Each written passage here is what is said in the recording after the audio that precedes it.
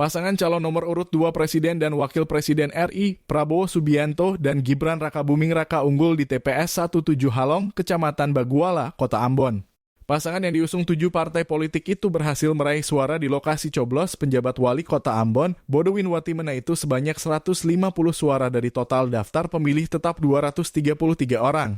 Sementara suara unggul tertinggi urutan kedua ada pada paslon 03, Ganjar Mahfud, dengan jumlah suara 47.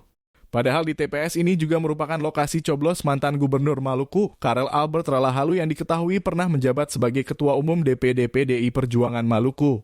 Sedangkan untuk paslon 01, Anies Muhaimin hanya bisa meraih 2 suara saja. Diketahui dari total 233 DPT, hanya 200 orang yang mencoblos untuk pemilihan presiden. Download Tribun X sekarang, menghadirkan lokal menjadi Indonesia.